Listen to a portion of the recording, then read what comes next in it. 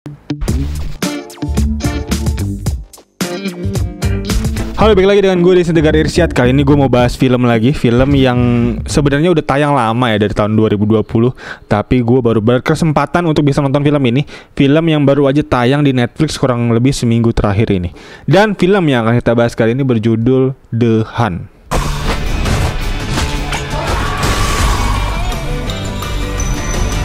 What kind of sick people would even think of something like that? White people. We're the worst. Oke, film The Hun ini menurut gue adalah film yang luar biasa, cukup mind blowing ya. Karena ini film bisa gue bilang plot twistnya luar biasa banyak banget di dalam film ini. Dan juga film ini bisa gue bilang adalah salah satu film horor komedi yang cukup unik dan menarik, dimana pastinya cocok banget menurut gue untuk teman-teman yang suka film soal apokalips, zombie, film distopia akhir zaman. Dan juga ini film yang memang penuh dengan gore dan juga darah di mana-mana ya. Jadi untuk teman-teman yang kurang suka thriller, kurang suka zombie, tentunya kayaknya nggak cocok untuk film ini, karena ini gue rasa cukup segmented untuk teman-teman yang suka film horror.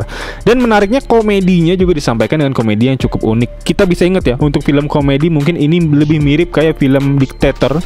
Itu film komedi yang bisa gue bilang komedi satir di situ. Jadi ini horror komedi, horornya dibalut dengan thriller dan komedinya dibalut dengan komedi satir. Dan yang menurut gue lebih menariknya dari film ini adalah film ini mengangkat makna yang mendalam ya, dari penggambaran sistem dunia yang berjalan sekarang gitu, yaitu sistem kapitalis yang ada di kehidupan kita ini. Jadi ini film memang sebenarnya cukup membekas ya untuk bisa gue tonton. Dan ini gue baru tonton kurang lebih 2-3 hari yang lalu. Jadi gue cukup bisa merekomendasikan ya untuk teman-teman yang memang suka film-film thriller horror dan juga sedikit tentang konspirasi dunia. Ini cocok banget film ini. Yang dimana singkat cerita film ini sebenarnya menceritakan 12 orang asing yang gak saling kenal. Tiba-tiba dia kebangun gitu ya di satu tempat antah berantah gitu ya, di wilayah Eropa di sini diperlihatkan. Dan di sini ternyata dia menjadi target pemburuan oleh sekelompok elit global gitu ya, elit dunia gitu. Yang dimana ke-12 orang ini tentunya harus berjuang dari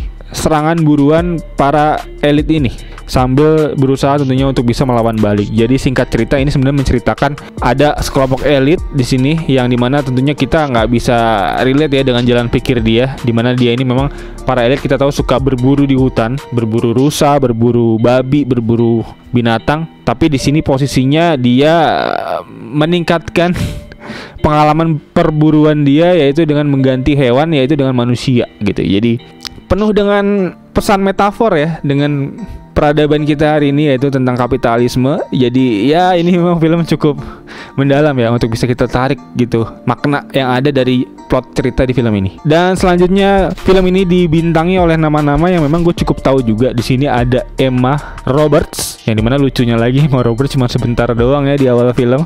Dan juga ada Betty Gilpin. Betty Gilpin ini menjadi pemeran utama di sini, memerankan Crystal. Lalu selanjutnya ada Hilary Swank di sini sebagai antagonisnya ya, lawannya, yang memerankan Athena. Dan disutradarai oleh Craig Zobel. Gue nggak tahu ini sutradara dari mana. Dan gue baca-baca ternyata film ini memang cukup kontroversial, yang menyebabkan dia harus rilis agak mundur gitu, dimana rilisnya di tahun 2020 ya, dan di Indonesia ini rilisnya tahun 2021, bahkan 1 tahun kemudian gitu baru rilis di bioskop. Jadi ya ini di zaman COVID, jadi emang film ini akan ngeflop gitu ya, dan juga salah satu film yang terdampak dari COVID gitu, jadi harus mundur dan juga harus ngeflop. Dan untungnya udah bisa ditonton di Netflix, bisa gue lihat di sini baru tayang minggu kemarin. Jadi gue cukup happy sebenarnya bisa berkesempatan dengan hadirnya film ini di OTT streaming ya. Dan selanjutnya untuk review dari gue buat film ini, menurut gue film ini memang menceritakan, membawakan premis cerita yang cukup menarik gitu ya, yang dimana sebenarnya juga alasan sutradara membawakan cerita ini di Amerika cukup kontroversial, karena di Amerika pada saat itu sedang masa pemilu ya, pemilu eranya Joe Biden ya di tahun 2020 kemarin. Dan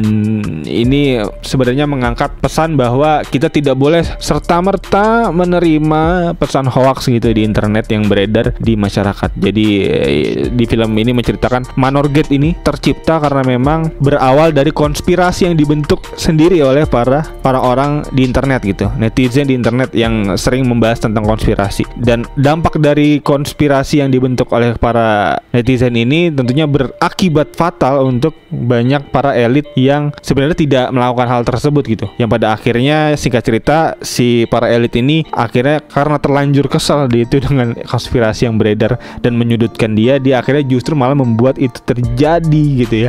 Ibaratnya kasarnya dia bilang kamu jual kita beli gitu. Jadi benar-benar ini konspirasi yang ada ini menyebabkan hal itu terjadi di dunia nyata gitu. Dan konspirasi ini yang disebut ini bernama Manorgate ya. Dan poin plus dari film ini menurut gua, film ini memiliki karakter utama yang keren banget. MC di sini main karakternya ini keren banget yang diperankan oleh Betty Gilpin ya sebagai Kristen May. Yang dimana dia bisa gue lihat adalah sesosok perempuan yang sebenarnya cukup innocent ya, cukup lurus-lurus aja gitu tampangnya, tapi ternyata jago gitu ya untuk bisa menghadapi situasi yang cukup krisis ini gitu. Dan selebihnya juga film ini penuh dengan plot twist. Gua cukup sering banget dibuat kaget ya di setiap scene yang ada di film ini, dimana banyak banget adegan patah yang terjadi dan juga banyak banget adegan-adegan yang memang gua nggak habis pikir bisa gitu terjadi ya.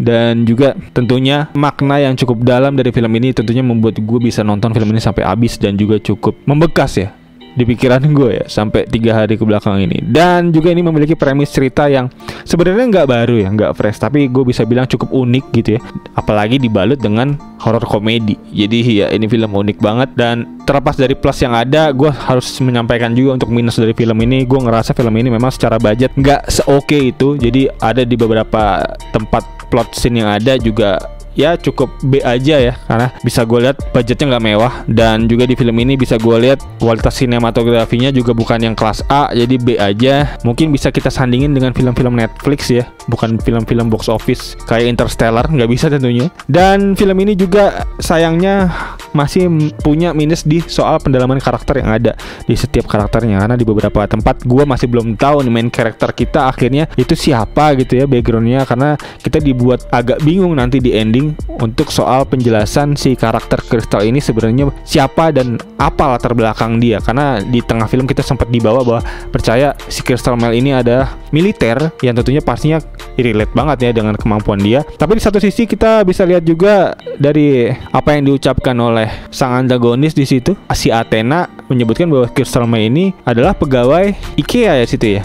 Jadi ya di situ mungkin ada miss yang masih gue belum paham, penonton masih belum bisa dijelaskan secara utuh tentang karakter si pemeran utama ini siapa. Dan gue juga nggak ngerti juga apakah emang itu sengaja dibuat seperti itu menggantung oleh sutradara, karena dari gue melihat karakternya agak-agak menggantung ya di ending nanti. Dan terlepas dari itu semua, gue rasa film ini masih worth it banget untuk ditonton. Gue masih happy untuk bisa merekomendasikan film ini ke teman-teman semua yang suka film-film kiamat, film-film thriller dan juga film zombie. Ini pasti cocok banget untuk teman-teman tonton semua. Dan untuk penilaian dari gue untuk film ini, untuk story bisa gue kasih nilai 4/5, lalu untuk actingnya juga bisa gue kasih 2/3, dan untuk visualnya di sini sayangnya gue hanya harus bisa ngasih 1/2. Jadi final verdict yang bisa gue kasih untuk film ini yaitu adalah 7/10. Dan ya berikut kurang lebih untuk review gue untuk film ini, yang dimana semoga membantu teman-teman semua ya dalam memilih tontonan akhir pekan yang menarik di akhir pekan ini. Dan kayaknya itu aja untuk teman-teman mungkin yang punya saran, kritik, atau mungkin punya film-film lain yang perlu